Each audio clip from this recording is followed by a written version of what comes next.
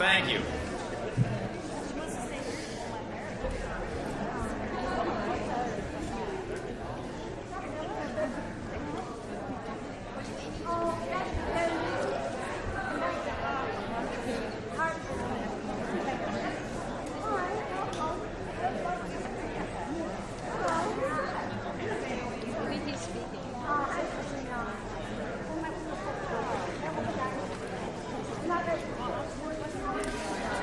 So we have a very busy and ambitious program tonight with, I think, some really interesting discussion of the gift of vulnerability and how our experience of disability and with others who have disability and with our own disabilities has so much to teach us.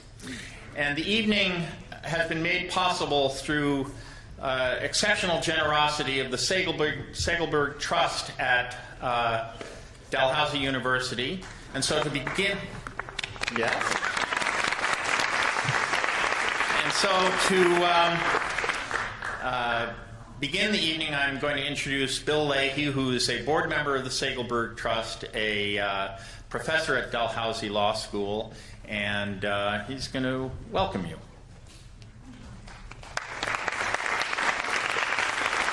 Thank you very much, Parker, and good evening, everyone, and welcome, and thank you for coming to this event. I'll start talking in the full knowledge that I am not the person you came to hear from, so I won't talk for very long.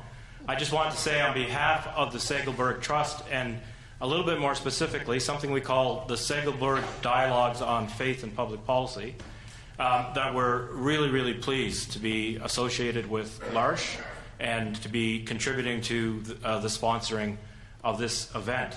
And I say that not only on behalf of the Segelberg Trust and the Dialogues on Faith and Public Policy, but on behalf of a number of other sponsoring organizations as well, including the Canadian Centre for Ethics in Public Affairs, the Dalhousie Multi-Faith Centre, and an organization called the Waves of Compassion Association, which I'll talk about in just a moment.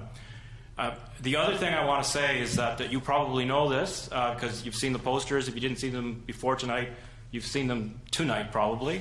But tonight's lecture is the beginning of a week of celebration of L'Arche's 50th anniversary. And congratulations, L'Arche. Really very excited about that. But at the same time, tonight is the culminating event in a series of events that have been taking place in the city this week, all built around the theme of who cares, what can compassion contribute to social progress? And I know in this audience, there's lots of very rich answers to that question. But all of the organizations that have been sponsoring this week of events, which include L'Arche, we're all interested in stimulating and in supporting a broader conversation in society, and in particular in our own community of Halifax, about how we need to be paying attention to that question and what kinds of answers we should give to that question. And so on Tuesday night, we had Paul Hutchinson, who's worked for years on peace in Northern Ireland, give a lecture about conflict and compassion. And then yesterday we had two great discussions at the SESIPA building. One, a panel in which Ian participated, Paul Hutchinson participated, Danny Graham, who everyone in this room will know or know of, and Sarah McLaren, executive director of an organization called Violence Out. I think I have that correct. Had a conversation about compassion, specifically in relationship to the vulnerable in our society. And then there was another conversation after that where we had more than 20 people talking about how do we keep this conversation going. And so we've had a great week, very successful week. I know Ian's speech will be just the perfect culmination to this week. And again, I want to thank L'Arche's contribution to that broader week of events that we've had, because it's vitally important that we've been associated with L'Arche in the course of our week of activities. The last thing I want to say is if you're interested in participating in this conversation or following it, because we are determined to support it as a continuing conversation, you might want to look into this organization I mentioned a moment ago called the Ways of Compassion. Because to some significant degree, our inspiration for the week comes from them, because they're already in the business of working on having Halifax designated as one of a network of cities in the world, all of which are working to make themselves compassionate cities. And so this week we've been trying to contribute to their effort and create awareness about their effort, bring more people to the work that they're doing. So I encourage you to, if you're interested, to find out about the Ways of Compassion and find out about the work that they're doing to not just get Halifax designated a compassionate city, but to make sure that Halifax is a compassionate city. So that's all I have to say tonight. Thank you very much for listening, and I, like all of you, look forward to the rest of the night's activities. Thank you very much.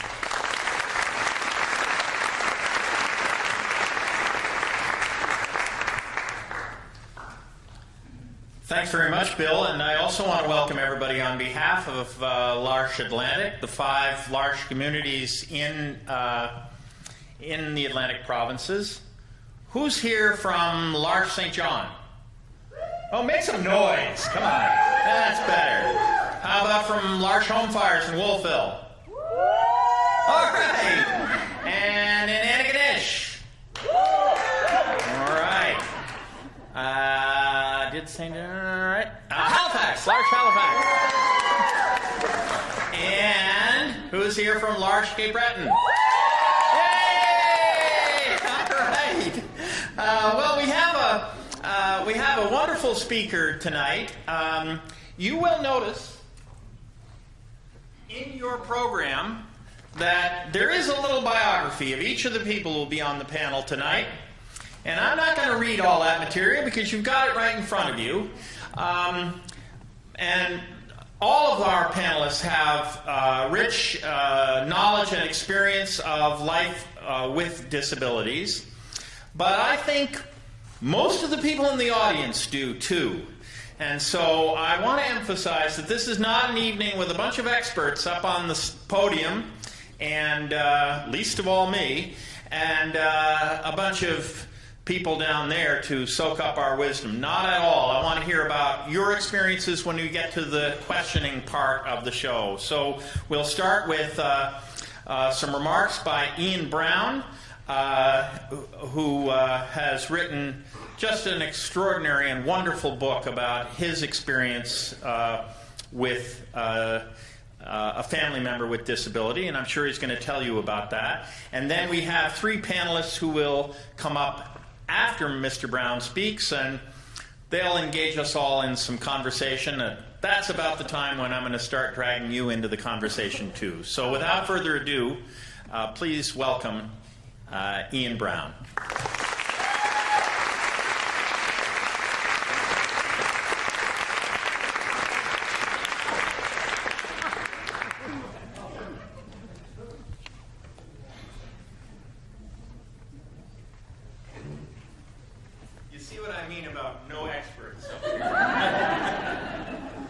That goes without saying.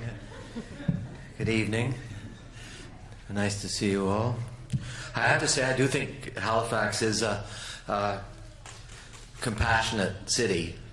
I'm from Toronto, and I drove last night down to Chester to look at a boat that a friend of mine had admired, and I had an hour extra, 2 hours extra, and so I drove down there. And I have to say, if I had driven in Toronto with the drivers that you have on the road here, in Toronto I would have killed them. But here I just felt compassionate. I thought, Ian, you should just slow down and go 40 kilometers an hour. Because everybody else is going 40 kilometers an hour. Except for that guy in the huge truck. And he's doing 200 kilometers an hour. Anyway, it's an really enormous honor to be here in Halifax to celebrate the 50th anniversary of L'Arche. For me, it really is an act of gratitude. I'm the parent of an intellectually disabled child, and the ideas of Jean Vanier, the founder of L'Arche, which have been worked out at L'Arche, a lot of them here in Nova Scotia, helped not just to save my life, but to give my son's life meaning. Once I was able to accept and sometimes even embrace the vulnerability that he introduced into our lives. So it really is a great pleasure to take part in this conversation at the behest and with thanks to the Segelberg Trust. I was 42 when my son Walker was born with a very rare and very random genetic mutation known as CFC. It stands for cardiofaciocutaneous syndrome. And from the moment he was born 5 weeks early, he was a bit of a mess, and he did not improve from there. He's globally delayed. He can't speak. He can't eat by mouth. He's still fed by a tube. He still can't go to the bathroom on his own. I wish he could figure that out, but he can't. He can't see very well because he can't speak. We often don't know what's bothering him, and sometimes quite a lot seems to. He's functionally autistic and hits himself really hard. If you let him, he knows he's somehow picked up something from Mike Tyson. He knows to keep his elbow in close to the body when you do the uppercut. That's on himself or on me. He's not capable of much rational action. He's capable of emotional rationality, which I'll talk about, but he can walk, so he's almost catastrophically mobile. And I'll talk a bit about that too. He's 18 now, he looks about 10. He has the mind of a 1.5-year-old, and I'm afraid he always will. There are 300 identified cases of CFC in the world. That makes it one of the rarest genetic diseases. And every parent knows who is told by the geneticist your child has a genetic condition, knows what that feels like. And suddenly you feel like Odysseus, like one of the ancient Greeks. Your life is no longer your own. It's controlled by these crazy gods up there.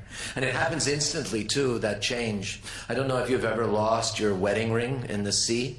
My wife will tell you stupidly have. But when you've lost your ring that it's gone instantly and that it's gone forever. And that's very much what it was like to have Walker.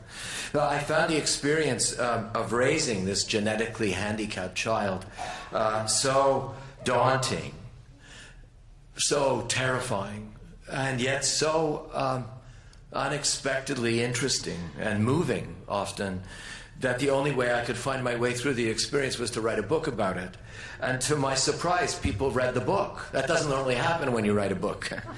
Nobody reads it. It disappears, and suddenly it's on sale on the sidewalk for 50 cents. I didn't think anyone would read the book. I mean, no one wants to read about disability, which is the ultimate form of vulnerability. Because, the disabled remind us of our own vulnerabilities. For instance, that we have no control over our lives, that we're going to die, and that we don't know how we're going to die. And that's what we see. And yet at the same time, we are fascinated to the point of staring at the psychological and emotional nakedness of the disabled.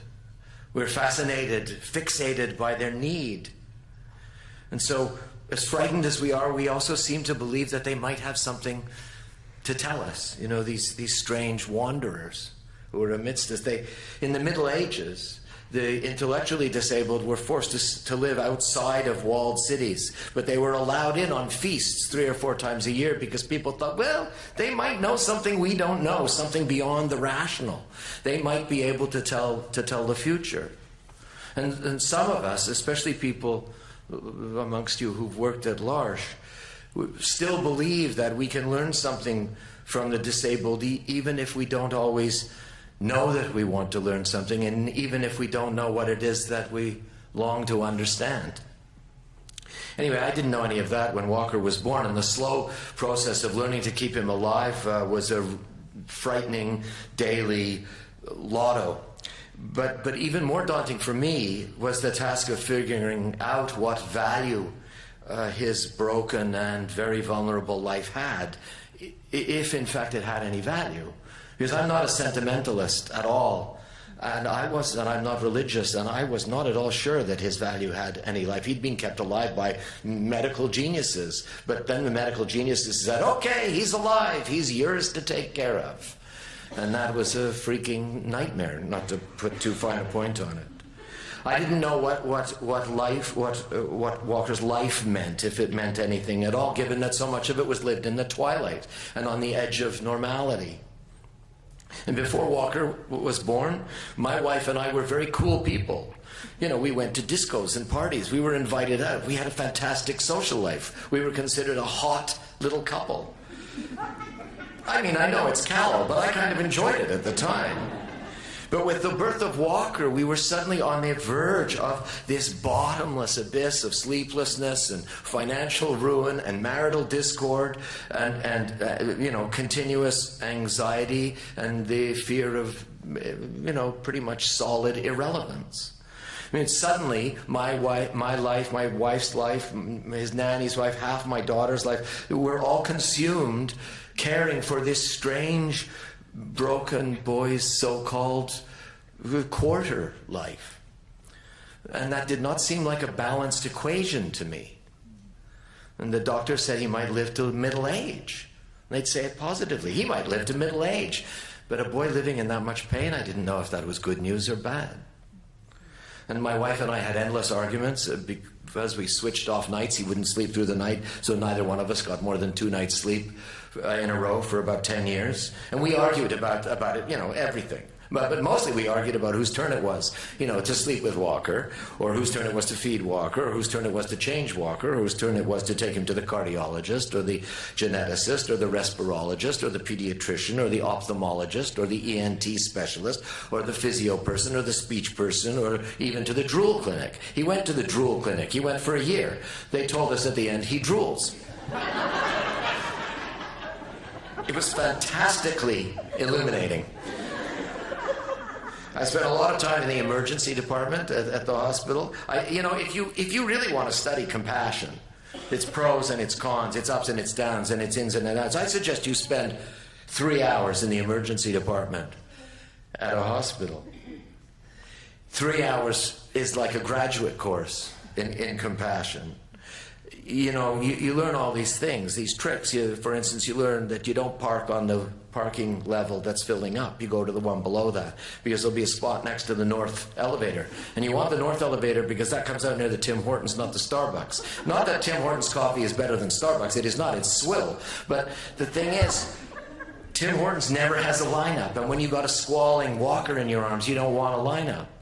And you become familiar with the different kinds of anxiety in an emergency room, especially that big anxiety. Is my kid better off or worse than that kid? But you also become familiar with the strange calm that pervades an emergency room. Because, in emergency, you cannot deny your vulnerability. And this leads to this strange and liberating acceptance of your helplessness.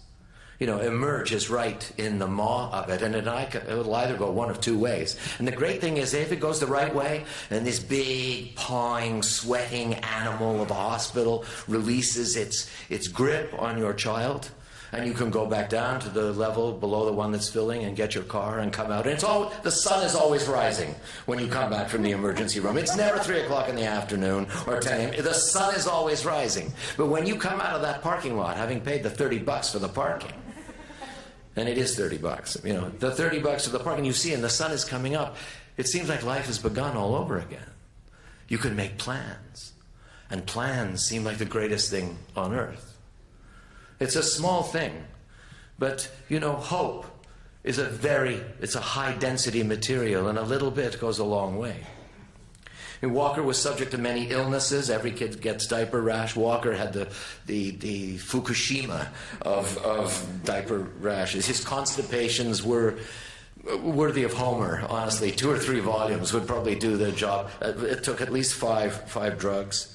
Once at Christmas, he bit his hand right through to the bone and had to be cleaned out, and then he had to be watched in the hospital for a night. This is in Pennsylvania, where Johanna's parents live. That cost me $13,000. I don't have $13,000 ever. and I didn't then. But the interesting thing was that not all these vulnerabilities were so bad, you know. I mean, it's hard to underestimate it's hard to overestimate the struggle of raising a disabled child. But no one ever, or very few people ever described the many graceful pleasures of it either. I want to try and do that a bit tonight if I can. The shape of Walker's head was slightly off, and it worried me. But I love to touch it anyway, partly because of the sheer physical connection and because he had fuzzy hair that felt good on the palms of my hands. It was kind of scratchy and was nice. But partly because I liked it. And when I touched his head, I liked the way his skin felt on mine when he leaned back against my chest in the bath when he was a little tiny boy. And that calmed him, which in turn meant a lot to me, and so calmed me. And so we were very quickly interconnected by his obvious vulnerabilities and by my more unconscious and invisible ones that I didn't really understand. I mean, I loved and still love his weird body, his floppy, he has very kind of leany posture. And he has big, meaty, I mean, I have big hands, but he's got big hands too, but his are kind of thick. They're kind of like boneless pork chops in a strange way. And I love his young Frankenstein walk, which always touches me because it makes me see how much he wants to be like everyone else. And he can't be like everyone else. You know, it's hopeless. But he still tries anyway. And that willingness to try and fail regardless breaks my heart, because it is unexpectedly full of hope that I didn't know was there. In other words, he sets an example of someone trying simply to be a human being. And that's such a rare thing that it surprises me when I see it in him. I once asked Jean Vanier, the founder of L'Arche. I went to visit him when Walker was young. I was trying to figure out what the hell to do with him. And we were sitting in Jean Vanier's little cluttered living room in Trolley-Breuil. You know, he lives in a little ancient house, and the place is a disaster. And I said to him, why does it comfort me so much to just give Walker a bath? Because even giving Walker a bath, you know, when you're as incompetent a father as I am, is a terrible, terrible experience. I mean, he could drown, we could be electrocuted, anything could happen. I said, but it always makes me feel better. And Jean Vanier looked at me and he said, don't you see, you're bathing your own vulnerability. And, you know, this is what it's like talking to Jean Vanier. The first time he says to me, what the hell has he said? I don't understand a word. He must be, you know, he's old. He's obviously lost his marbles. But then you think about it a little bit, and then you begin to realize that he was telling me that I was bathing my own fears, my own rawness. And Walker's specific condition makes me see my own human condition. It makes me see all of our human condition. I mean, you know, when you look at it, we're all doomed, right? We're all terminal, as they say. And we can only relieve that inevitable fact and that inevitable fate. The only time we can relieve it, really, is in the moment, in a passing connection. So Walker reminds me to pay attention. And he reminds me to pay attention right now, when I can pay attention and forget about the consequences of that attention. I think that is a radical point of view, which I'm going to hit on in... God, this is taking a long time. I'm sorry, I mean, for your sake, not mine. Walker loves to touch things. You know, his most developed consciousness is in his hands. You know, the brilliant light switch that he can flip on and off, or in the genius of Scotch tape. I love Scotch tape, absolutely. It is, you know, the Rubik's Cube for him. He loves it when I clap my hands. And when I clap his hands, and he especially loves it if I clap his hands faster than he can clap them on his own. And because he loves that, I love that. He can't speak. This is the great emptiness of my relationship with him, I am afraid to say. But if I risk sounding like an idiot and do what I can and click to him, go, hello, Walkie, then he will click back. Maybe. And I don't know what that means. I think it means, hello, hi, it's here. It's Dad. Aren't you happy that Dad's here? And he's saying, yeah, hi. Yeah, nice to see you again. I mean, now he's a teenager. He's 18. I don't get the same thing. I still come in, roaring to go, like Mighty Mouse. Hey, Walkie, how are you? And now I get sort of...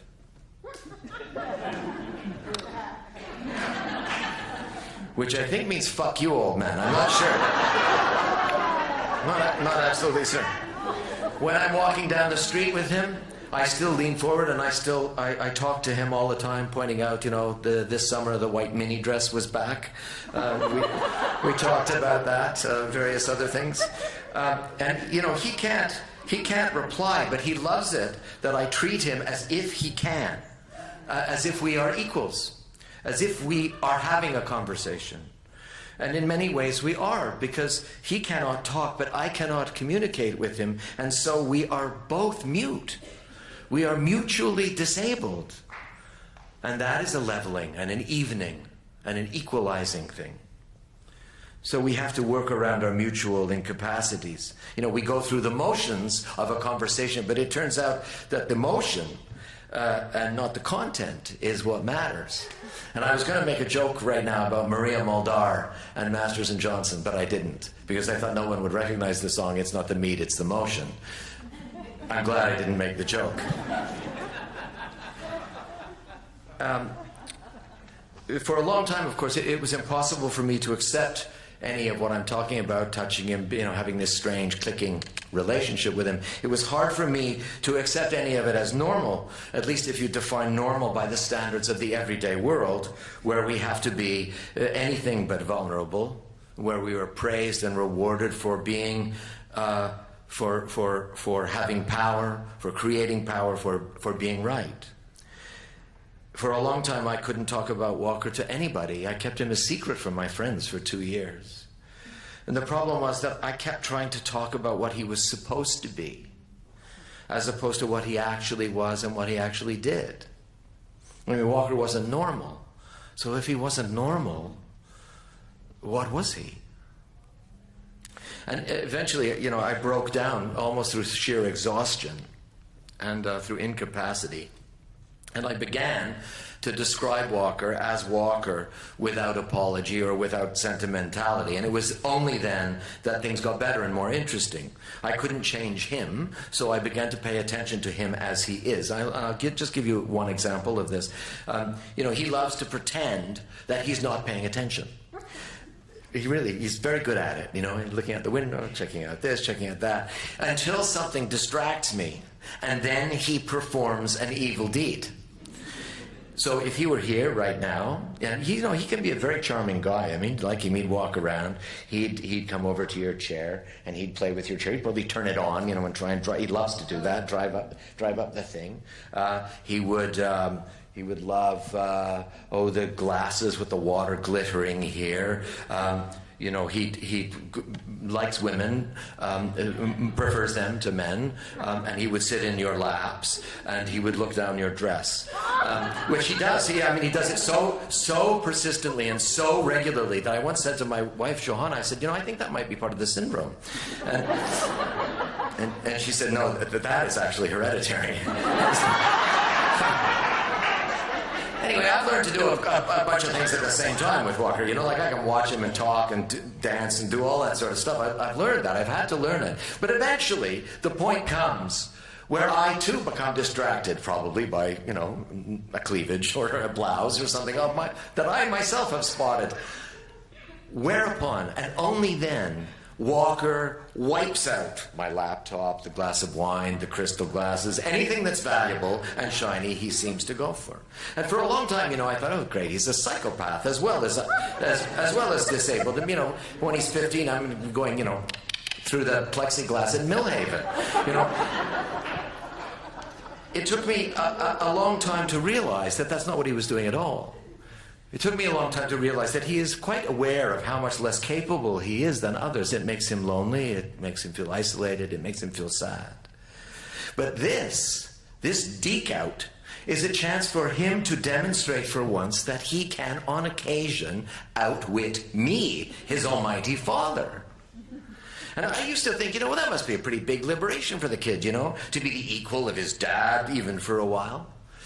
But I realize now that it is an even more intense liberation for me. Because it means that I can be his equal. The dad who doesn't have all the answers ever, who doesn't have to be a hero, who can be a human being instead. I can just be with him. I can just be in relation to another, as Jean Vanier says again and again. And so Walker frees both of us from the slavish standards of what a father and son relationship is supposed to be. That incessant push to get into Dal or King's or Harvard or U of T and the perfect mate and, to have the big house. And is he going to be a lawyer? Is he going to be a doctor? Jesus Christ, I hope he's not going to be a journalist. That would be the worst possible thing he could ever do. That endless list of expectations and potential failures that hides our more universal selves, our more connected selves. It's hard to unlearn the habits of wanting to be in control, of wanting to be the savior, of wanting to be the guy who has or the girl, the woman, the man who has the answer. And to this day, I'm petrified to walk into the house where Walker lives when he's not with us. He's with us for 2 days, then he goes back to his home for 10 days, then he comes back to us. Every time I walk in, I'm terrified. The broken bodies, the strange behavior, the teeth going in every direction, the beeping noises, the squawking, the whooping and the booping that comes out of everyone. Every time I walk into that house, I think, what if I do something wrong? What if I make a mistake?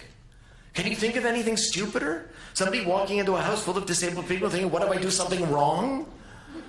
They have no definition of what is wrong. They only want to know two things, as Jean Vanier said. Can you love me? And could you be my friend? Conditional questions, decent questions, open questions, without an assumption of an answer.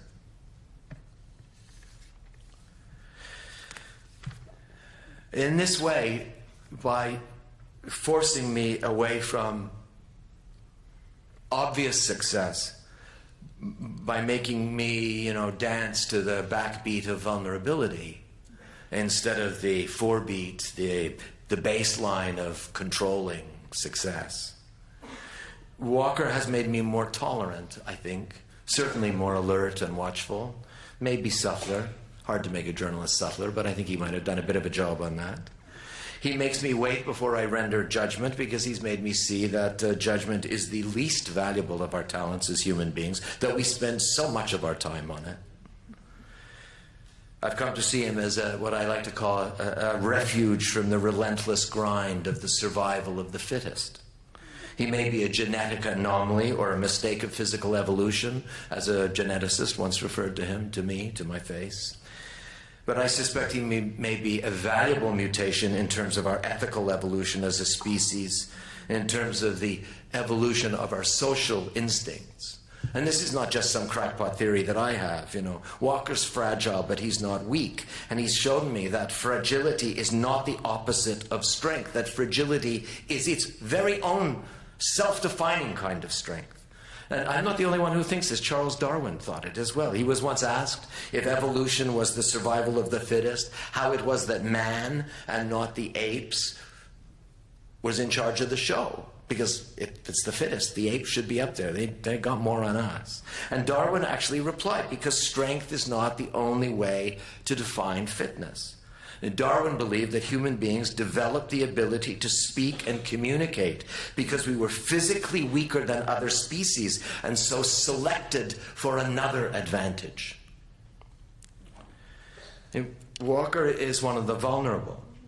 And the vulnerable are, I would suggest to you tonight, a reminder, as President Obama tried to remind Mitt Romney during the last U.S. election. You may remember there was a little fracas when Mr. Obama said to Mr. Romney, "You didn't make this, And Mr. Romney had a heart attack, along with a lot of other very, very wealthy business people. Walker and the vulnerable are a reminder that none of us is solely the product of our own making, for good and for bad. There is a reason, for that reason, a fragile sense of connection between the fortunate and the unfortunate. And Walker, who has so few visible gifts, reminds me of the contingency of my own, that I only have them by the grace of some statistical something. The Harvard philosopher Michael Sandel has written a great, great little book called The Case Against Perfection, which I urge you to read. It is a fantastic book. In that book, Sandel reminds us that none of us is wholly responsible for our success, which he says in turn saves our allegedly meritocratic society from this smug assumption that success is the only crown of virtue. From the conclusion that the rich are rich and the famous are famous and the good-looking are good-looking, because they're more deserving. They're not. They're just luckier. There's hard work involved. No one's saying that. But there is a huge element of fortune, of fate involved in this. And the vulnerable remind us of this. And so the vulnerable, like my son Walker, are the counter argument to the position that you get what you get because you deserved it, because you earned it. They're the counter-argument to that position. And that is a radical argument, a really radical argument. But the disabled are by definition radical and outside the norm and the status quo. They are by nature anti-establishment. They let us abandon our paralyzing self-regard, because to be with them you have to be who you can be in the moment, given the circumstances of that moment. They let us abandon our stubborn self-consciousness, and we all know how much self-consciousness gets in the way. They allow us to approach the world in a less demanding posture without pretending we have answers. And in a world of ISIS and Ebola and Crimea and Gaza and climate change, and I could go on, that strikes me as a very, very important stance. So my experience of living with an exceptionally vulnerable person suggests to me that the lives of the vulnerable are infinitely more valuable to us, the more able-bodied, than we will ever be to them. We keep trying to make them more like us, fix them, include them. I use that word in whatever those things are called, finger quotes. That illusion of inclusion. That should be on a t-shirt, the illusion of inclusion. They are more valuable to us than we will ever be to them. We keep trying to make them right, to make them more and more like us, when in fact, I think we might be better off trying to be more like them, trying to understand their unegotistical sense of self, their unambitious sense of self, their present and living in the moment sense of self. I sometimes think, what I will remember if I'm lucky enough to have a period on my deathbed to think about my life. And not everybody gets that, and I might not. But if I do, and I think about what's important in my life, it's not going to be... And I've written some really great paragraphs, I'm telling you. I've really written some great shit, But I'm not going to think of that. And I'm not going to think of a great advance I got on a book, and I'm not going to think of anything I think I accomplished. I'll probably think of my daughter's face. And I'll think of the jokes my wife and I used to crack in the middle of the night, staring up into the darkness on the rare nights that Walker fell asleep. And I'll think of my brother. And I'll think of Walker just the other day letting me kiss him goodbye, which he doesn't always do. He's kind of touchy about that kind of thing, but he let me this time. And it reminded me of the great pleasure of giving someone a kiss without expecting a reward. And how immensely liberating that is to the tied down heart, to the enclosed self, to the dying animal, to all of us. I think I will remember those moments when, as Jean Vanier again said, when I was human, when I wasn't afraid to be human, when I wasn't afraid to fail to be everything else except what I am, which is human. And Walker gave me that opportunity. I think this world where we try to be more like the disabled instead of making them more like us, I think it will be a world full of mistakes. There are a bunch of things we could try. I've got some ideas. Maybe it'll come out in the panel. I won't bore you with them now. New kinds of communities, new ways of living together. But, you know, a world full of mistakes I think might not be so bad. When Walker was smaller and really seldom slept through the night, and then, after I'd been up with him for 4 hours, would fall asleep. And I would be wide awake at that point. You know, I'm sure many of you have had this experience. It's a hideous experience. Anyway, I needed something to read, you know, that didn't end quickly. And so I started to read John Milton's great, shining, beautiful poem, Paradise Lost. I mean, it's hundreds of pages long, so it goes on and on. And my favorite part of the poem comes at the end, in what is often said to be one of the most beautiful passages of poetry in the English language.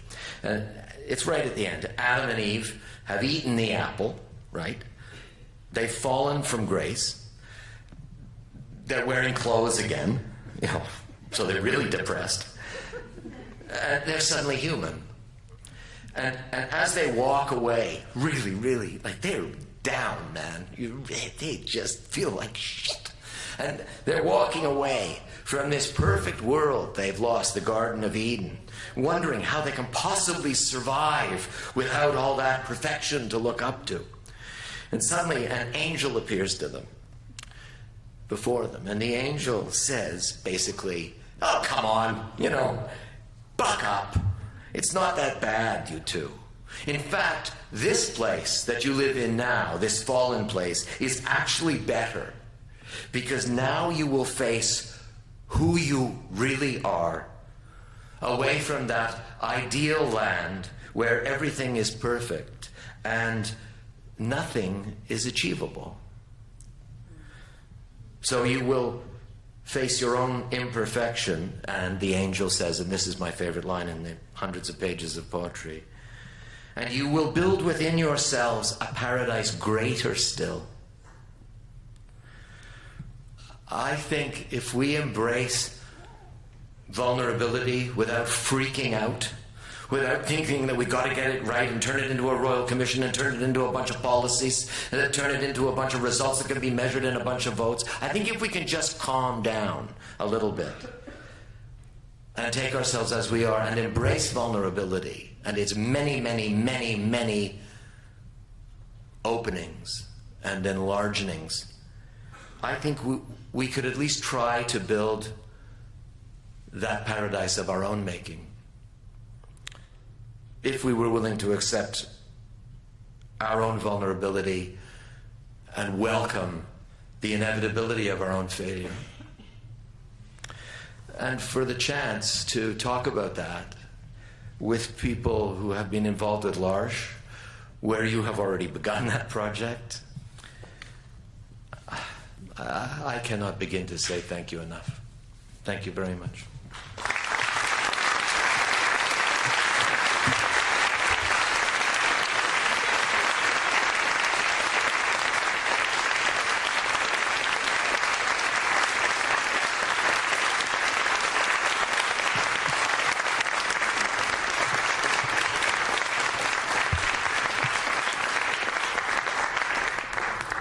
Thank you very much, Ian. I'm going to ask our other panelists to come up. And I notice that the organizers have left us one chair short at the front, so maybe I'll just stay here at the podium, and that way I can be the traffic cop. I'll go. No, you won't. Just while our panelists are assembling, I realized that the only meaningful qualification I have to be here at the front of the room tonight is not really mentioned except very fleetingly in the blurb in the program, and that is that I am the grandfather of Josh and Jacob, who are in the front row here, twin boys. Come on, boys, say hi. Jacob is hopping up and down, which is one of the things he really likes to do. Both of them are exercising a skill that has been drilled into them, which is sitting politely and quietly through excruciatingly boring big people talk. And they're being really good at it. And as I read Ian's book, I mean, it's hard to overstate how much these boys have meant to me in the 10 years since they came into our lives. And I think about them all the time, and I think about who they are and who I am to them and who they are to me. And as I read, and I've learned a lot about that from L'Arche, but as I read Ian's book, I just kept coming to passages where ideas that had been sort of half-formed in my mind were made clear.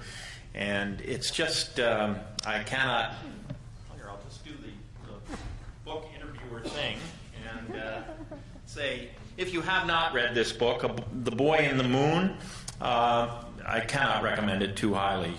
You'll find a lot that is illuminating about this experience. So our three panelists, I'm always messing up the schedule here, so now I'll do something I was supposed to do before, which is to say that this whole weekend has 50th anniversary celebration events. Tomorrow morning, a number of large people will be at the Seaport Market. Is that right, Jen? No. Oh, I see. Okay, so if you want to eat delicious food with them, which I certainly do. But the main event tomorrow is from 1:30 to 4:30. There will be a whole range of activities taking place here: music, song, artwork, interactive artwork, and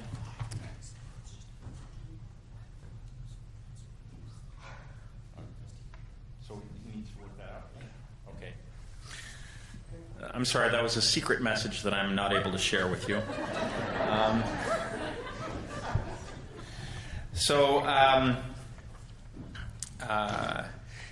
That's here in the Spatz Center from 1:30 to 4:30, and it promises to be a really excellent afternoon, and I encourage you all to return for that.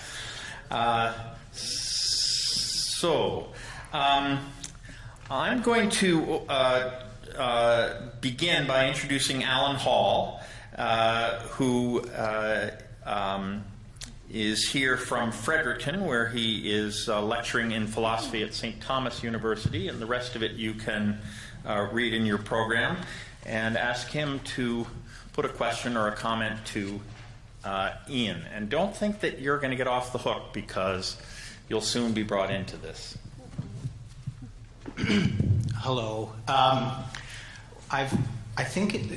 I don't have a program, but I think in the program it says that I talk now for a little bit. So this is what I'm going to do. I hope it's very short. I'm very honored to be here, sitting here, and a bit confused about it. And I'll tell you why.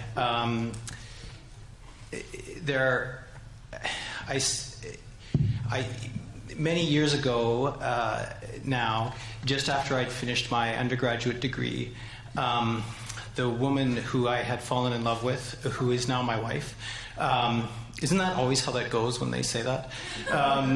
That woman and I had some time to do things, sort of exciting stuff, before we did our various other things like graduate school and things.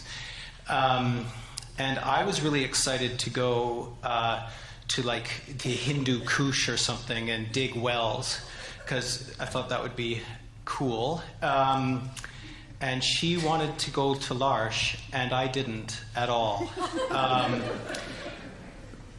And I didn't want to go to L'Arche because it terrified me profoundly. And it wasn't as exotic, obviously, as what I had in mind. But I loved her and wanted to be with her, and so I went to L'Arche, Cape Breton, for a year. I would have been about 22 or 23, and that was a while ago now. It was, and I think I wrote this in the program, it was one of the great transformative experiences of my life. And when I say that, I'm conscious that I might want to tell you why, but I don't really know. I'm still trying to understand that. But I can maybe say this, and this is, I think, is precisely what was in Ian Brown's talk, and what I understood when I read your book again. It's wonderful. And what I understand from the book, in a way, which is simply this. And this is a question I have too. I take L'Arche in its charter, and you know this much better than me. This is why I'm kind of embarrassed to be in front of you. But L'Arche says in its charter that it is a sign of hope for a divided world. And I take that to mean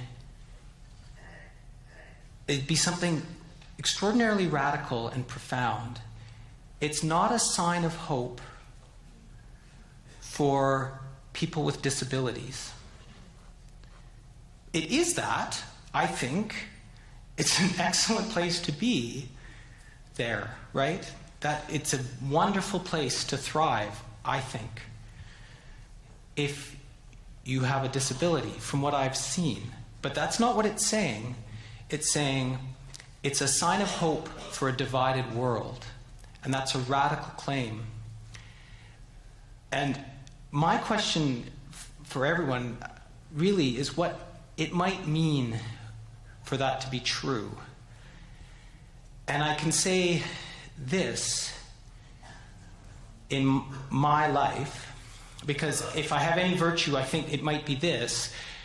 I was at L'Arche and am no longer, although I'm sort of involved, whatever. But really, it's not in my daily life. So in a way, I'm trying to understand what its role might be in a life that is doing other things. And I think it's this for me. And I think this is what it might be. That our weakness and our vulnerability is so terrible to us that we will do almost anything to avoid looking at it. We will become, and many of the things we do are wonderful things. We become competent at things. We become masterful at things. We become excellent. We become lauded or successful. We may do horrible things, right? But whatever it is, our own weakness is so horrible to us that we will climb away from it as fast as we can. And to be confronted with it, which I was at L'Arche, is awful. And I will not lie to you, the first 3 months at L'Arche were just awful. They were awful. And the only reason I stayed, I could tell you why I stayed. The only reason I stayed is because I knew there was an assistant who's actually here right now. And she had been there a long time, and I thought, I can do this. She can do this. It was pure pride that kept me going. Pure pride. And I just want to say it is a terrible thing, but that being ground down makes you realize that power, right, and strength can be the most kind of destructive things in your life. And so I'm deeply, it was one of the great learning places of my life. So that's all I want to say. That was more than 5 minutes. I apologize.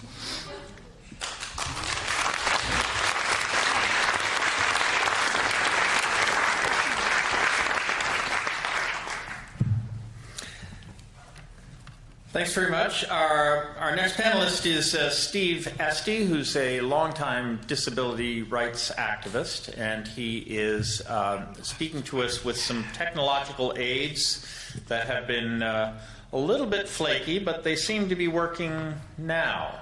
Am I right about that, Steve? Okay. So you'll see there will also be a little lag as he speaks, but I'm sure he can explain that to you. And so, Steve, please begin. Thank you very much. Can folks hear me okay? The nuts and bolts of this is that I'm completely deaf, and I use this computer here to read what people are saying. And I've got a Wi-Fi connection that is coming and going a little bit. So I was standing over there as I was about to make my remarks, and it went kaput, and I thought, oh boy, I'm going to get up on stage and not be able to hear what anybody said, and it's going to be a very one-sided interactive dialogue. And that's why I said to you as I sat down, I'm feeling very vulnerable right now, because I was, and I am. So I'm choosing to embrace my vulnerability and move forward with this. I want to thank L'Arche, first of all, for being L'Arche. I've been a friend and a fan of L'Arche for 30 years, since I was a young student at St. FX in the early 1980s, is when I first got to know L'Arche. And I've known people who've been involved with L'Arche ever since that time. I have friends who still live in L'Arche, and I have people all around the world that I know who've been involved. So it's a real honor and a real pleasure for me to be here and share in this 50th anniversary. It's also a real honor and a real pleasure to share the stage with Ian Brown. I've been a fan of your writing for many, many years. I've read lots of things that you've written, and I've always enjoyed them, including your book, although I have to say it was a difficult thing for me to read, the book. It was a challenge. And that challenge, I think, is the thing that has been most enlivening for me about this whole process. Some months ago, Jen Power came to me and asked me if I would participate in the event this evening, and I kind of waffled about it a bit, you know. I mean, I make my daily bread working in disability rights, and I come at these things from the perspective of a person with a disability. So it's a challenging thing to read something that talks about parenting somebody with a disability and how difficult that is when all of my brethren, if you will, are the kids in those families, and I was the kid in that family. So it's a challenge, but it's an important challenge, and I decided at the end of the day that I would think about it and come and share some reflections. So I've been thinking, goodness, weeks, months now, about vulnerability. And you know, it's funny because as a disabled guy, I don't necessarily think of myself as particularly more vulnerable than anybody else. I have vulnerabilities, you have vulnerabilities, we all do. So it's been interesting to me to consider disability through the prism of vulnerability. It's been a kind of an unusual or new experience, but I really appreciate that experience. And it made me think a lot about vulnerability of groups of people in society. Not just people with disabilities, but other groups that are considered to be vulnerable. And you think of groups like women are considered to be vulnerable, or were at a time in our history considered to be vulnerable. LGBT community considers itself to be vulnerable. People from racial minorities consider themselves to be vulnerable. So I thought a lot about this and about how maybe we can learn as a community of people with disabilities from the experiences of these other groups. And the thing that I come to over and over again with these groups as they begin to organize for their own emancipation is that they seize on the concept of pride. They talk about their pride they have in their identity, their gender identity, their sexual identity, their racial identity, whatever it may be. But it's a pride thing that seems to be at the beginning, at the base, of beginning to take ownership of who we are as people with disabilities. So I've been thinking about this a lot for the last few weeks, and I've been talking to people in the disability community about it, and it's been interesting for me because as I started talking about this, I've learned more about initiatives and efforts in other places that really focus on disability pride. In Toronto, for example, there's a Disability Pride Parade that happens every year. There are pride parades for people with disabilities in lots of U.S. cities. There are things that happen in the U.K. and so on. So I've been thinking that as an activist in the disability community, how do we begin to focus ourselves here in Halifax, in Nova Scotia, indeed in Canada, around these kinds of things? And I think that it's been a very useful reflection for me, a very interesting reflection. And I happen to be a volunteer with a local community organization of people with disabilities called Independent Living Nova Scotia. We had a board meeting last night, and I'm talking to the folks at the board meeting about this. And we agreed that our organization, Independent Living Nova Scotia, will begin to take steps to organize a Disability Pride Parade here in Halifax, probably next spring or summer. It's going to take some time.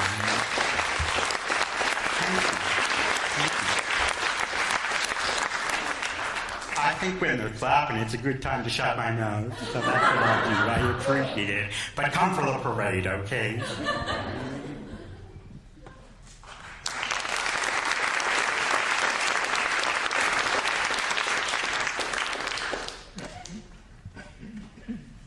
Who likes a parade?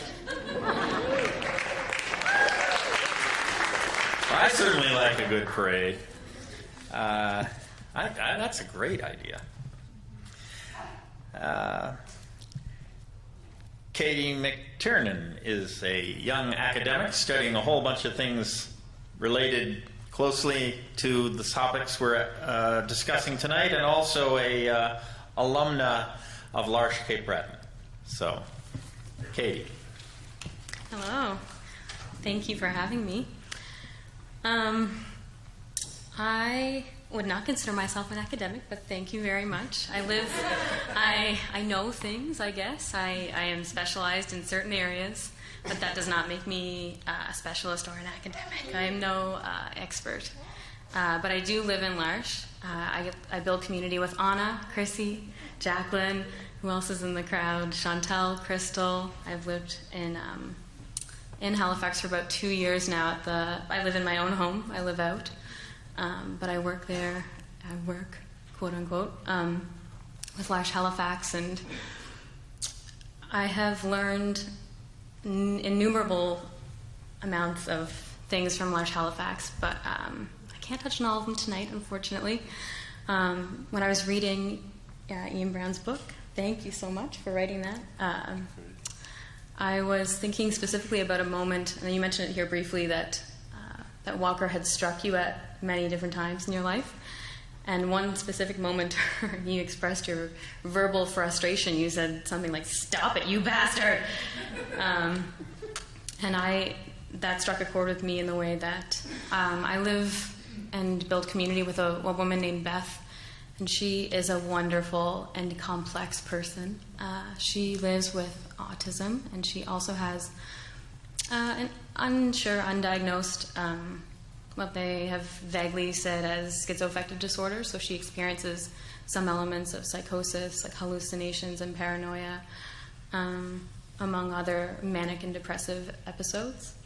And Beth is not living at L'Arche right now. Currently, she's in a mental health facility working her way back to be integrated into L'Arche. And so on one of these visits that we were, Beth and I were out, Beth is very chatty. She's a very chatty woman. She will talk to you for 5 hours straight and not take one single breath. she'll ask you, so what is that man over there? What's he doing? What's he going to eat? When's he going to go home? Who's he living with? What are they doing?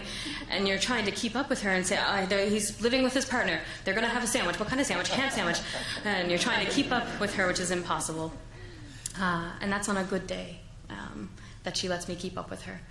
But on a bad day, which are many right now for Beth, we were walking, we were in a Shoppers, and we had a disagreement. She had interpreted something that I had said as no, and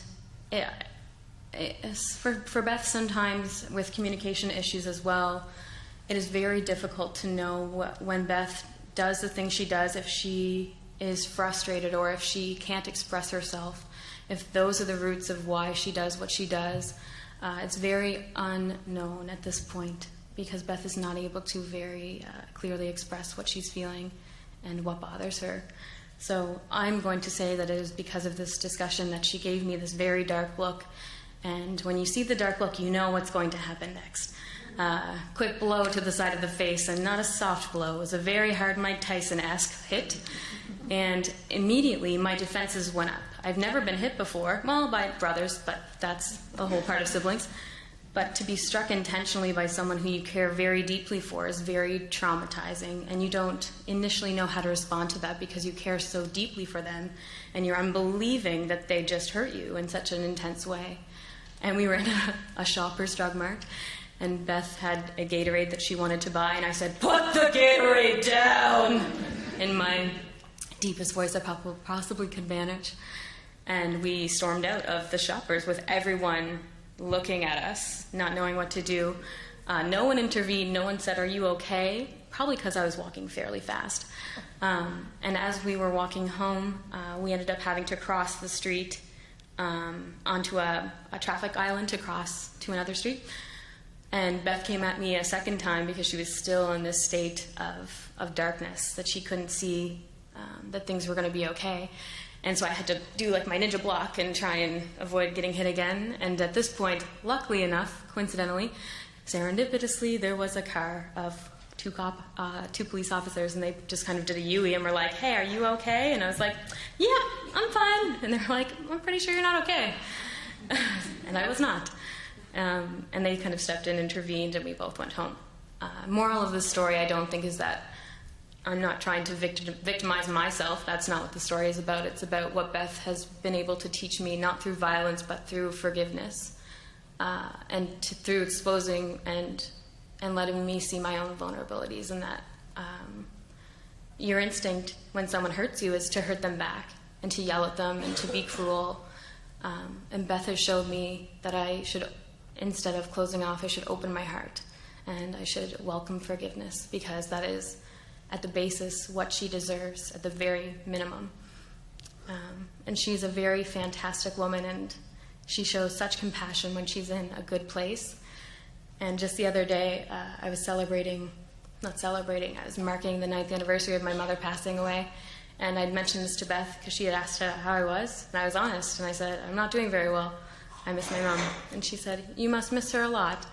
And for Beth, someone who experiences and lives with autism, for her to express empathy is sometimes very difficult.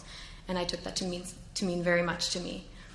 And Beth has taught me to live in forgiveness instead of in hatred and resentment.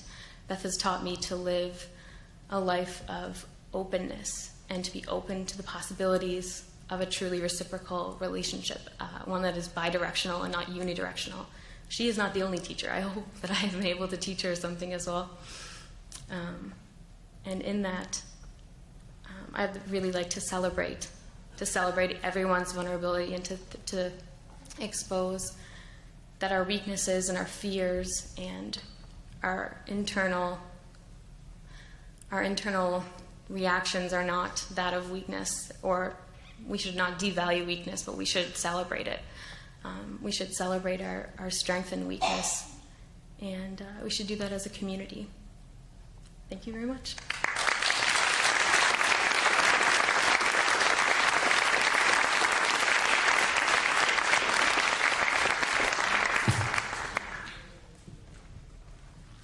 So now we come to your part of the evening, and without wishing to put, well, wishing a little to put someone on the spot, I'm just going to note in passing that I think I see Bob and Warren in the back of the room, and I hope that I'll be able to call on you shortly to ask a question or make an observation. It's really hard to see, so it could be a case of mistaken identity, and you can just pretend it's not you if you don't want to respond when I ask. But someone who's never at a loss for words is my daughter-in-law, Jen Power. So I'll ask you if you would like to pose a question or a comment to the panel. But do it from down there, and oh, there's oh, good. I didn't know that. There's a microphone here. This was the event where I was not going to have to go to the microphone this weekend. So there was an article, I seriously had no idea this was going to happen. There was an article in the Ottawa Citizen yesterday, maybe the day before, by Catherine Frazee about, sort of spurred by this conversation in Parliament around physician-assisted suicide. And she as a person living with a significant physical disability, wrote about her own position on that debate, and in particular how it related to dignity. And I've been thinking about that a lot. Part of what she said in the article is that dignity does not come from within. It is not something that exists because I say that I have it or because I claim it. That dignity is a social construct. It comes from how you relate to me, how I am seen, how others speak about me and with me and to me. And I guess in light of what each of you have shared, I wonder if you wanted to offer any thoughts on that and how it relates to vulnerability. You know, what's the inherent dignity of each person, and then also what's the experience of people's dignity in community or in social relationships? I'm not sure if that's very clear. It's a forming thought for me, and I guess if anybody wants to comment on that. I also read it, and because Jen shared it on Facebook. Thank you, Jen. Give me a heads up. And what I thought to be interesting was that dignity doesn't exist only in our relation to others, but in our societal othering of people with disabilities, we're so unable to view them as to view their lives as acceptable. To live differently is not admired. To live differently is not sought out. To live with having your nutrition given to you through a G-tube or to be in a different state of being is not desired. And it's interesting, when I first went to L'Arche Cape Breton, I was telling my family and friends what I was doing, and they said, I could never imagine doing that. I can't imagine what you're doing. You're just an angel. And I said, Emma, I don't think so. I think that is actually not a compliment. That is an insult. It's a huge insult. Because in that way, they're actively not recognizing the lives of others and how people live differently, and in that way denying them the dignity in the way that they live their lives. And I don't know if that specifically answered it, but that's how I felt. Thanks, Jen. We have 2 microphones up here at the front. Come on down. I have a question for Ian, mostly, I guess. We're all grown-ups, most of us, and I volunteer with kids with cystic fibrosis, and I'm quite interested in your daughter's reaction to all this. It's one thing to be an adult in relationships like this, but then it's another to be a sibling. Thanks. Great question. Yes, it is a great question, and for a long time I didn't know what her reaction was. I saw some of the effects of it. She became quite anxious for quite a long time, became a bit of a perfectionist, and then anxious as a result of that. I think she didn't want to create any more difficulty for her parents. But I guess I didn't dismiss it, but I didn't have time to think about it.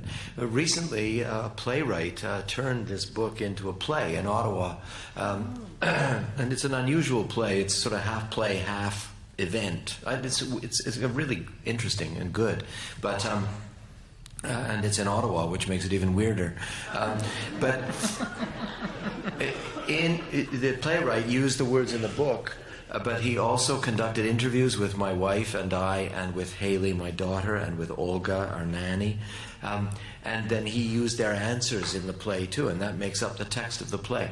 And so I heard Haley's answers to those questions for the very first time about 3 weeks ago, in her own words. And she said that, she observed that Walker got away with murder whenever he just did anything normal. Because to do something normal, great. So he set fire to the house. Boy, kids do that, And it was that kind of thing. But she said that she spent a lot of time alone, and that she did not verbalize her feelings very much about her. I mean, she's a very smart person and a very articulate person, and so she can articulate those feelings, but she did not for a long time. And so she said that it did not, she didn't feel like she could be completely genuine, selfish, dark, irritated, drug abusing, all those sort of normalities that we accept now. She felt she couldn't really indulge in too much. But she said that I think it has led her to other, she early on developed an interest in learning sign. Walker can't sign, but she wanted to speak a language that was beyond, speech, that was beyond the normal interaction, that was somehow sub-vocal or supravocal or beyond, the physical. She has recently taken to working with people with autism to help them be in public, to help them be more present. It says it terrifies her, but she likes to do it. She doesn't need to do it. I mean, she's got plenty of work and, has saved her money. And so she does it. I think Walker created in her the desire to find voices I think that's the most significant and lasting effect of voices in her friends. She's very, very close to her friends she loves. She told me the other day, she said, "I wish you'd had more kids." And I said, "Yes, I wish I had two. I wish I'd had about 9. And Johanna said, "Oh, really? You didn't want 3 at the time?" And I said, "Well, I didn't think I could afford it or manage it if we got another one of Walker." So, she said to me, "I'll have to marry somebody who has lots of boys and girls, brothers and sisters, I said, "I know you may not be in control of that, but I don't know if she." So there is a yearning or a seeking in her that I think has caused her to want to find the unspoken, the spoken but the unspoken, and that it's interesting to see. I think she was lucky. I think we were lucky that she had enough emotional and physical and intellectual resources to come through it, because it is not easy by any stretch. Is that an answer? Not much of one, but anyway, it's an attempt. May I quote the chairperson who said, "The adults speaking to the residents of L'Arche, it may be a little excruciating." Remember? Exact word? I did. I said it to my grandchildren there. Yes. We'd like to have a pause in, maybe take a little pause, and I'd like to dedicate this to the L'Arche residents. If you're happy and you know it, clap your hands. If you're happy and you know it, clap your hands. If you're happy and you know it, then your life will surely show it. If you're happy and you know it, clap your hands. If you're happy and you know it, hug your friend. If you're happy and you know it, hug your friend. If you're happy and you know it, then your life will surely show it. If you're happy and you know it, hug your friend. If you're happy and you know it, reach for the stars. If you're happy and you know it, reach for the stars. If you're happy and you know it, then your life will surely show it. If you're happy and you know it, clap your hands.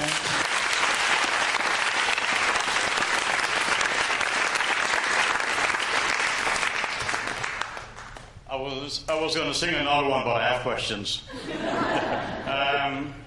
First of all, I did some volunteer work because of L'Arche, especially Mr. Vanier. Books. I did about 10 years at Sir Frederick Fraser School on South Street. Remember that? Oh, yeah. It was there for some time, 10 years. And I did 20 years in the nursing homes because of the impulse and because of the inspiration that came from those books. And I've learned a lot. And I want to give you examples of the inner vision. The people at the blind school had an inner vision, which we refer to as insight into human personality. I want to share that for you because when we think about vulnerability, we don't think of the gift. One time we went to the ocean, John and I. And then I noticed he likes listening to the ocean all the time. He was visually impaired. One also was mute and different type of disabilities, many of them. So I said, John, why do you always like to come to the ocean? What does the ocean say to you? What's the message? He says, from the ocean, I gained some philosophy. I said, what's the philosophy? He says, the purpose of human existence, the ocean, the wave must know its identity with the ocean. The purpose of human existence is the wave must know its identity with the ocean. So I said, what do you mean? He says, it's common sense. The ocean is God, and we are all waves connected to the ocean, and the wave expresses the beauty, majesty, and glory of the ocean. That's one. Number two, I was a professor at Dalhousie for 32 years. So we go to a recreation center to walk all the time. This is Randy now. Randy, one time when we paused for station identification after going around the track, asked me, what is worse than visual impairment? I said, Randy, I don't know, because I love to look at the moon. Back in Guyana, South America, we had no electricity, and my mom would say, go out and play in the full moon. And then in addition to that, I like reading, I like going to museums, I like looking at people, and I like all the stuff of nature and so forth. He said, never mind. He's 10 years old. He said, there is something worse than visual impairment. Anybody would like to guess? Interaction now? Moral impairment. And lastly, one time, high school now, Edward came. What type of person would you like to become? I know you are a professor. I know where you came from. I know exactly what your favorite food is, and you introduce it to me. What is my favorite food? Curry and rice. All types of curry. So he says, what type of person would you like to become? I says, well, a normal person. He says, no. You should try to be a VIP. What's that? Very important person? He said, no. Virtuous, integrated personality. So I said, what do you mean? He says, today's personality is neither virtuous nor integrated or balanced. The insight, and I wrote many papers, about 35 essays, on the inner vision of the blind. So these stories I like to share with you, but I saw something else. In the statement here, I saw the journey of life. My teacher from India says, my students are flowers in my garden and stars in my heaven. I have to say that to the L'Arche residents. You are flowers in God's garden and stars in his heaven. Thank you very much.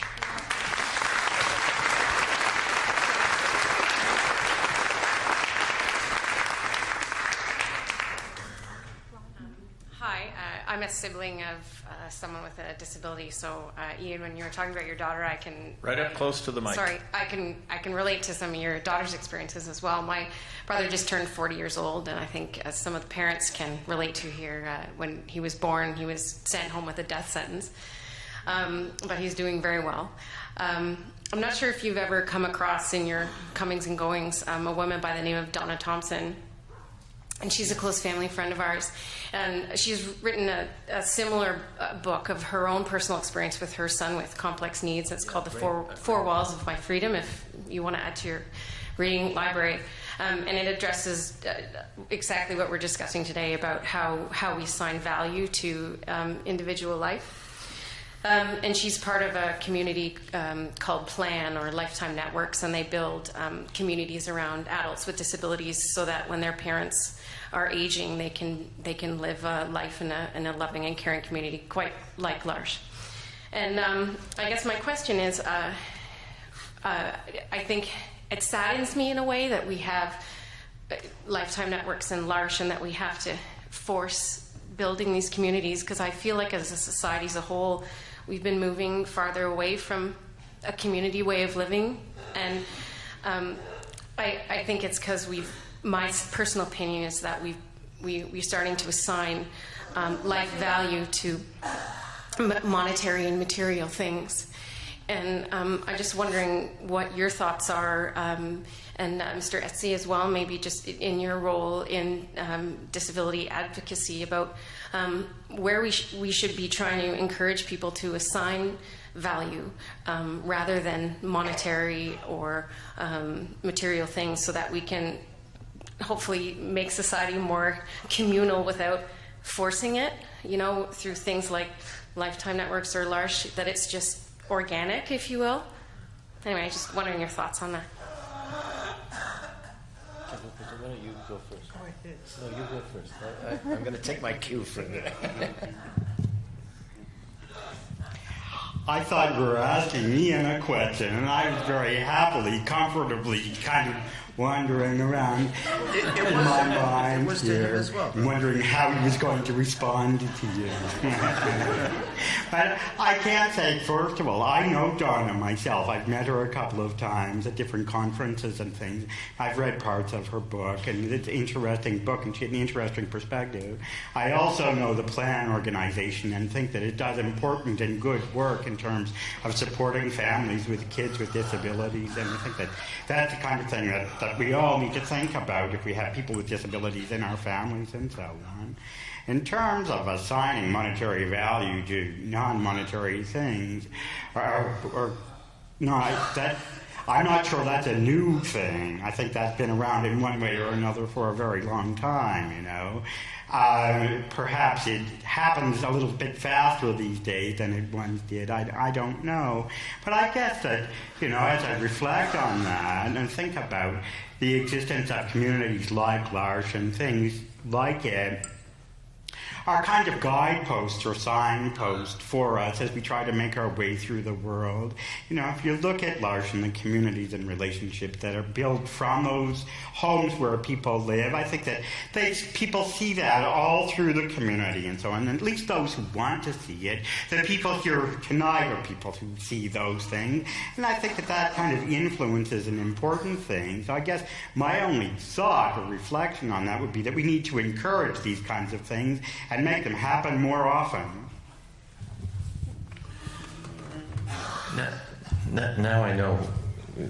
That's why you asked him the question. That's a very good answer. I think, this is an interesting question. We were talking about this at dinner. One of the difficulties with a community as it is, and there's this terrible, at least in Ontario, there is a criminal shortage of places for people with disabilities, especially intellectual disabilities, to live after they become adults. There's a number of children's places. There's a shortage there, but there's literally a criminal shortage. And they're trying to address it. But as always, it goes to the same organizations, the ones that are powerful, that can then expand. I think the problem, to some degree, it strikes me coming to Nova Scotia, driving down, say, to Chester. I went through 5 communities. When I walk around Halifax, I can see that the communities in Halifax alone are like small towns in and of themselves. Toronto used to be like that, and in some places where I live in the annex, where Walker walks around constantly, people know Walker. Like, he has a wider circle of friends than I do, and for good reason. He's a nicer person, but he will. People are constantly coming up and saying, "Yeah, I know you. Do you work in the dry cleaner?" And I say no. And then they say, "Are you Walker's dad?" And I say, "Yeah, I'm Walker's dad." And I'm known as Walker's dad, and I'm happy, of course, to be known that way. So there are these impulses or nodes, I suppose, around which communities form. Locality, similarity of enterprise. You're all near the water. You've got 3 boats in the same yard. The same kid wanders around. Walker's part of Nanny is part of the Filipino nanny mafia, and you don't cross them in our part of town, for fear of your life. But there are not many of those nodes, and we don't seem to organize communities around community things. We organize them around bureaucratic fundraising sheds, or we organize them around bureaucratic structures, because the bureaucracy naturally wants to find the most effective solution for the least amount of money that affects the widest number of people, that gives them the most political bang for their buck. And that's not how communities form. If you go to L'Arche in France, it's very much like I have not yet, and I want to go to Cape Breton, but in France you go there and there's 5 houses of 7 in 7 houses of 7 in a pod, and then 4 miles away there's another 7 houses of 7, and then 5 miles away there's 7 houses of 7. There are a series of villages, and you can walk into the bakery in Trollibreuil and say, and wait in line behind somebody from a house in L'Arche who is ordering their bread more effectively than, say, I am in French, in my French, in France. But France was a series of medieval villages, and so it's an organic development. I think the answer is the problem now in Walker's home, for instance. If I go and I take Walker, looking after Walker is it's a big job. And so when I'm with him, I can't be in relation to him. I'm taking care of him. When he's there, it's very care-oriented. It's a great house. It's fantastic. There's a great group of people. They know exactly what they're doing. But, care is what matters. And if I step in and I go, "Wait, I'm thinking of taking Walker for a little stroll down the way," or on the skateboard, I was thinking of sitting him on the handlebars of my bike and zooming around. What do you think about that? They're saying, "You're not doing that." So I can't have a real relationship with him when I visit him. What I want, I have this dream of this L'Arche-like place that also has other houses in it, so that when my dad, before he died, when he was lonely, he'd love to be around Walker. They never talked. They just sit there and look at it there, and they could spend an hour doing that. Walker can't sit with anybody for an hour, and my father could barely stand the company of anybody for 12 minutes. But together, they could hang out. Why is there not a community where, say, the Walkers are taken care of, but where if I have a speech to write, or you've got a paper to write, or you've got something you want to do, or you've got some blah blah blah blah blah, you can go for a week and you can live there, and all you've got to do is have breakfast, lunch, and dinner every day with the participants, the community, and maybe once a week you give somebody a bath. That's probably too much to ask, but I'd do that, and be in relation at the same time. Why does that not exist? It does exist? No, I'm saying I know. Yeah. No, I'm just agreeing with you. I'm sorry, I'm not answering the question, but it's a... Okay, this is obscure. I'm going to tell a strange story, perhaps. So for a while, I lived in Hamilton and went to graduate school in Toronto. And so I commuted into Toronto on the GO train. Look, okay, I've never lived in Toronto. I would make perhaps an argument, that it may be the unfriendliest city in the world. I understand that it's a nice place to live. People attest to this. But it's extraordinary. The reserve is breathtaking. Anyway, so I spent years of my life on that GO train, going in and out of Toronto, right? And on the GO train, I was lucky, because on the GO train there's people. I'm not entirely sure why I'm telling you this story. On the GO train, there are people whose lives are spent commuting in and out of their jobs and then out to the outskirts, right, and then back in. And they're not, from my careful observation, happy people. They complain all the time, right? And their lives are hard. That's a hard life. They're up very early and they're home very late. But here's the thing. So I realized listening to them that what their lives are is shot through with caring for other people. So they're complaining about having to get their kids to soccer, having to pick up their mom, having to go to the parents on the weekend, they've got their kids' homework, they've got all of these things, right? And so on the one hand, what you're listening to is this bitching and complaining about difficult lives, right? Which are difficult. I mean, they are. But shot through that is care and love. It's just shot through everywhere. So it seems to me the question might be, how do we reveal to ourselves that that's the reality of our lives? Right? I absolutely agree with you that these other things need to happen, but it seems to me that those lives too, I just listen to them on the subway, for God's sakes, but those lives too, and everyone knows this, right? They're shot through with kind of care and love, but in a way that's also mixed up with resentment, rage, all of those things. And the question is how. Anyway, that's my little story. That's what I have to say. Katie, do you want to make it a grand slam? I sure will. All right. That was an excellent question. I think that it was a great question, and I think that those communities do exist in L'Arche, but I think that we have to acknowledge as a wider community to look each other in the eye, to say hello, to how do we build community if no one wants to look at each other in the eye because that person looks different. That's the first step, I think, between integrating ourselves as people together into the community with other people who have different abilities, is just look at each other. I've experienced this so often in the streets where I'm helping a friend, either pushing a wheelchair or walking with them, and no one will look at us. And I really, really think that that's where it needs to start, but also on a more, obviously other things need to happen in government where we're actually committing to the housing crisis. That's probably where we need to start first. It's sad, though, that we need to address the housing crisis to put people in physical houses, and then secondarily as a second question to address, well, what kind of care are they going to get?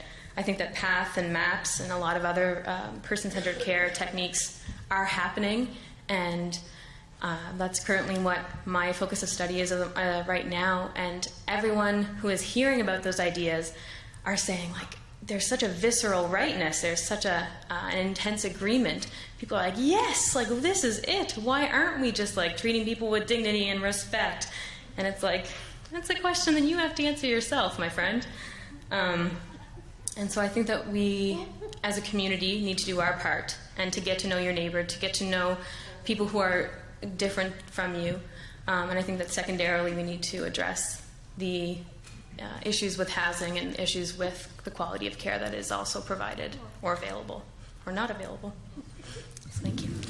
So the community that I know best is the L'Arche Cape Breton community, and one of the things that really makes that a successful place, I think, is that it's extraordinarily deeply embedded in the communities where the houses exist. They exist in 3 tiny villages, Orangedale, Iron Mines, and which is not even really a village, and Mabu, which is a teeming metropolis compared to the other 2.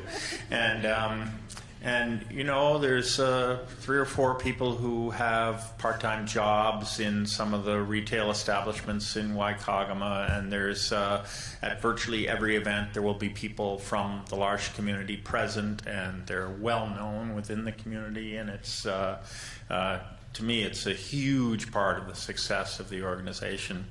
There's been a very patient woman waiting at the east microphone, and I'll invite her to step up now.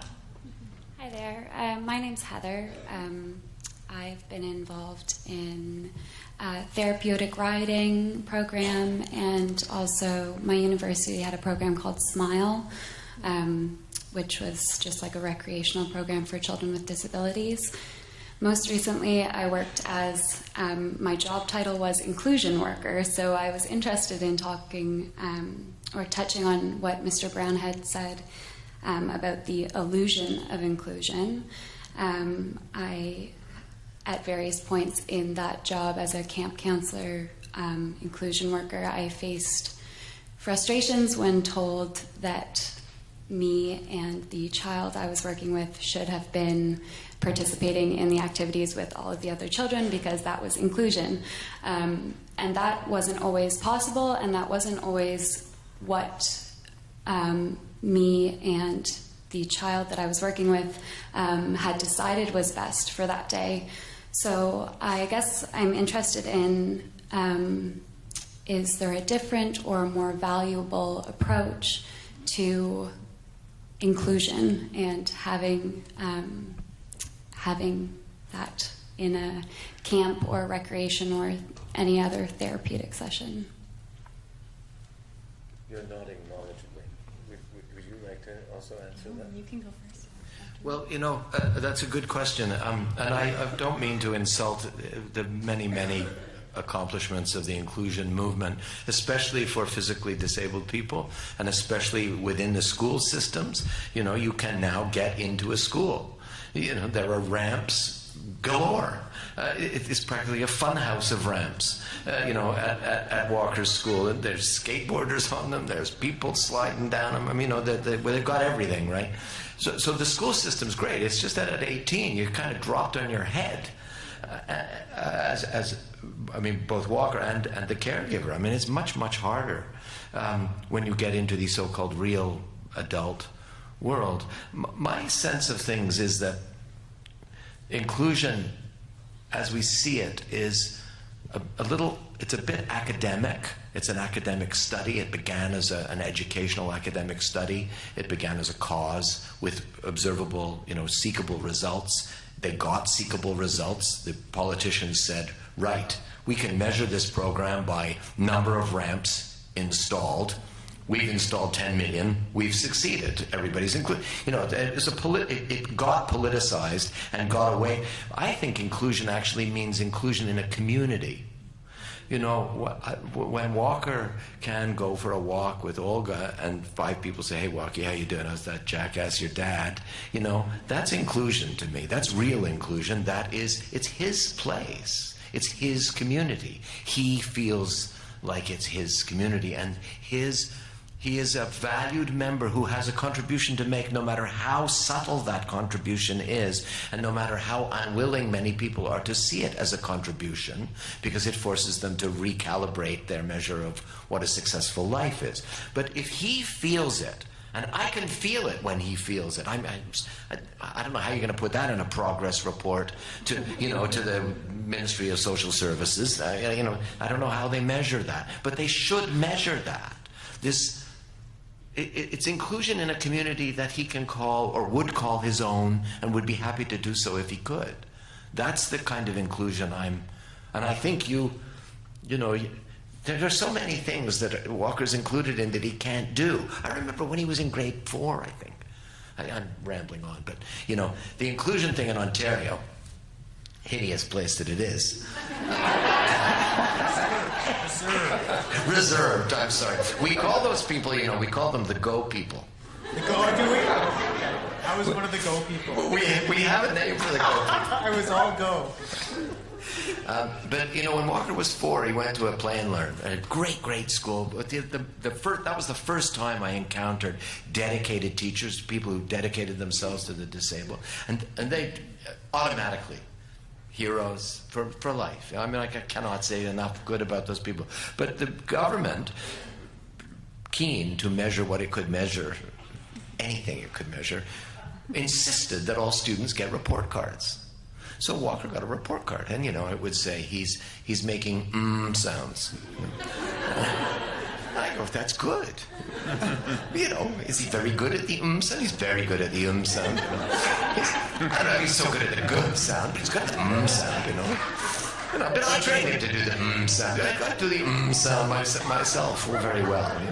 I gave him a good role model in that method. So there was a lot of. Anyway, they gave us this report card, and they said, Walker is doing better at math.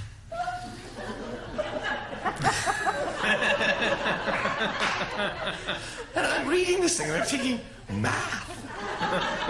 And better at math? Better.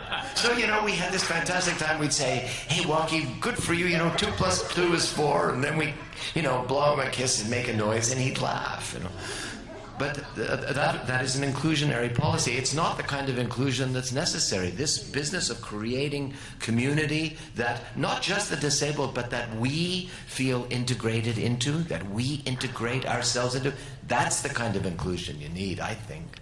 I don't mean to be political. I mean, Just to add on to that real quick, I think in your specific context as an inclusion counselor, it's not inclusive to provide activities for able-bodied or able-bodied persons and then to say you fit into that. That's not inclusion. It's inclusive to have all counselors trained on what it is to be inclusive, offering different activities at the same time for multiple groups of people of different abilities, and not providing one choice that everyone must fit into, because that is not how that works. You can't just shove a square peg into a circular hole and say, or cut off the corners and say, inclusion! That's not really how that works.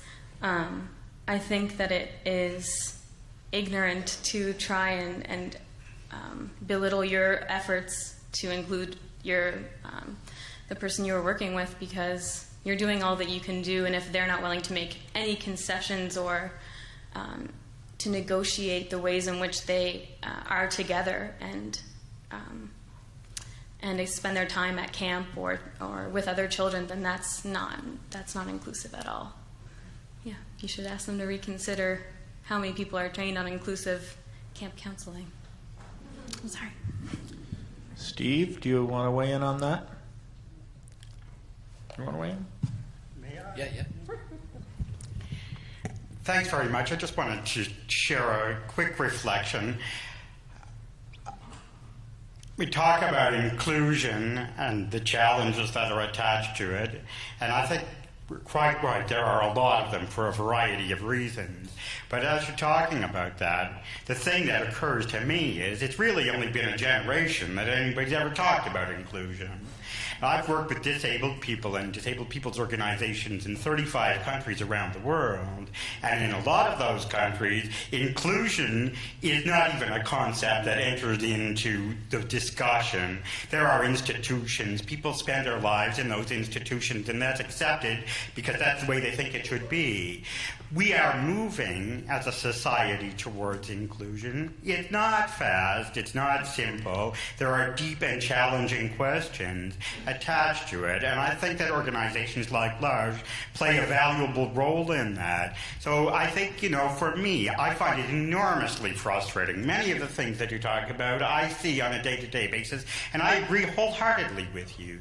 But I see that from the perspective of somebody who's been a disability activist for 25 years, and from the perspective of somebody who's traveled widely and seen a lot of things. So yeah, it's frustrating, all these things about inclusion, but at least we're talking about it, and you can only begin to get things right when you start to talk about it. So I think that it's not entirely bad. I think we're making some progress. Thanks. Oh, no. We've got a speaking order here. And we're almost done. Jacob. Boom. Oh, Josh. Oh, you see, they're so identical. You're next. Hi, my name is also Heather. I'm the mother of an almost 3-year-old with a rare genetic syndrome as well, profoundly mentally and physically delayed is the new term, and a few medical issues, but overall just a beautiful, happy little child. What I struggle with, I guess, is how we get everybody else to realize how great disabled people are and how important they are. I write letters to the government. I've met with the education minister. I'm fighting for more funding for early intervention, which is incredibly lacking in this province. Far too many kids on wait lists. In my personal life, I love to talk about my daughter and how great she is and how wonderful kids are with special needs. Katie, you mentioned people look away when they see you with people with special needs, because I think people are scared of people with special needs.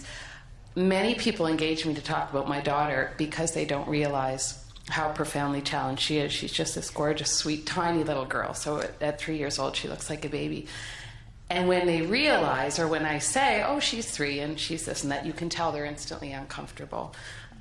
People say stupid things. I've had people say, it's so great that you take her out with you. It's like as opposed to leaving her in her cage at home. But I don't get upset. I never, and I've had people say terrible things, I never get offended. I think part of what's really important for us as parents or siblings or grandparents is that we let people be comfortable to say stupid things. Because I think that gives us the chance to talk about how great our kids are. And if you get upset with people or get mad at them for saying the wrong word, then I think you shut the conversation down. So I guess my question is what do we do to spread the message to everybody else about how wonderful our kids are, or our siblings are, whatever? I think that's a question for Katie. Well, thank you, Parker. I think that I think you're doing a great job, obviously, by letting her out of the house and out of her cage. Because unfortunately, my dad actually had his aunt had schizophrenia and another undiagnosed mental illness, and they lived in Minto, in a small town in New Brunswick. And when they would have company over, she would be locked in a closet. So your comments aren't actually very far from the actual truth of what people with disabilities and mental illness have had to go through.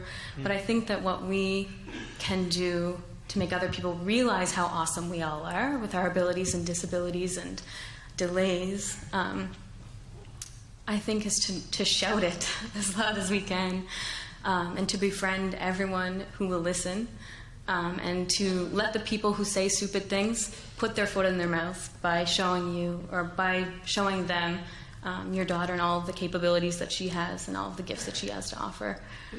So I think you're doing a great job. I think that, I'm not 100% sure on how to make a larger amount of people aware of who you are and how great your daughter is, but because I feel like as L'Arche Halifax goes, we're still fairly unknown in our own community, and it's so nice to see so many faces here tonight. But we should do things like this more, where we talk about and celebrate people with disabilities, because I think that for so long, people with disabilities, and before obviously this current generation, but when institutions were commonplace, no one with disabilities were celebrated. And I think it's prime time, and it's part of L'Arche's mandate as well, to celebrate people with disabilities. And I think that you're doing a great job, and I think that you should keep doing what you're doing and force people to listen and to look at her and to celebrate her. Sorry if that's vague.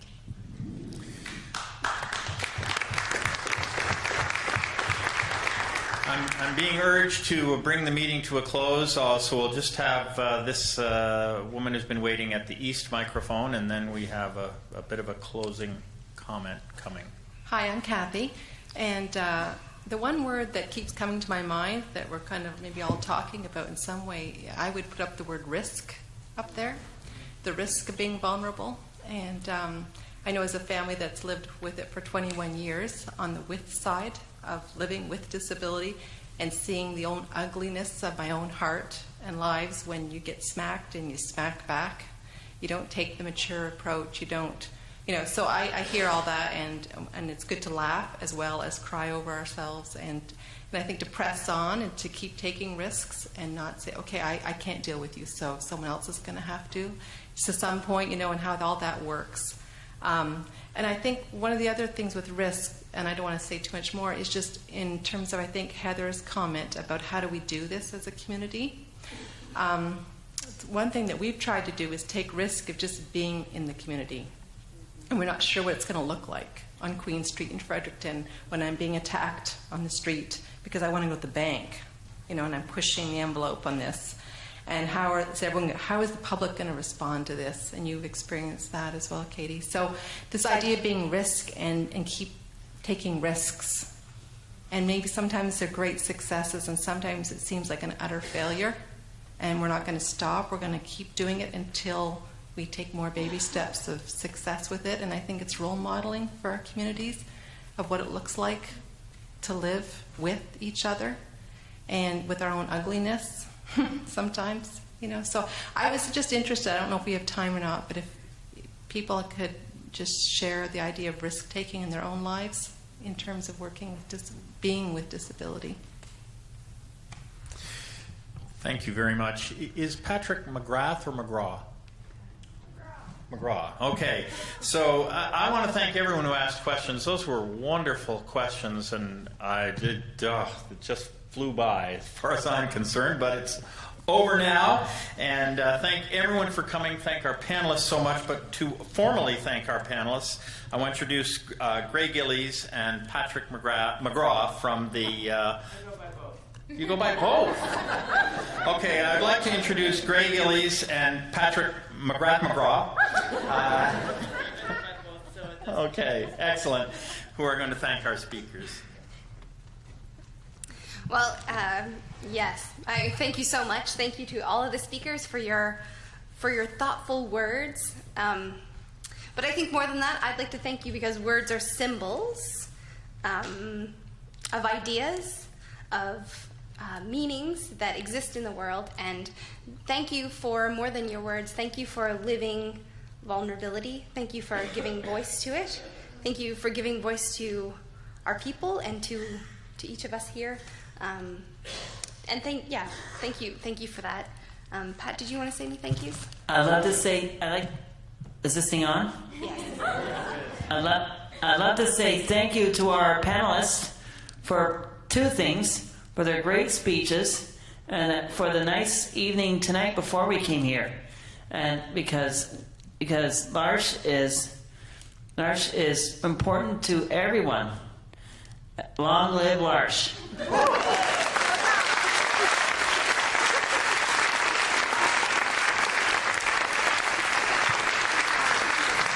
There are tea and treats in the atrium, so the evening will continue with discussion out there. Thank you so much for coming.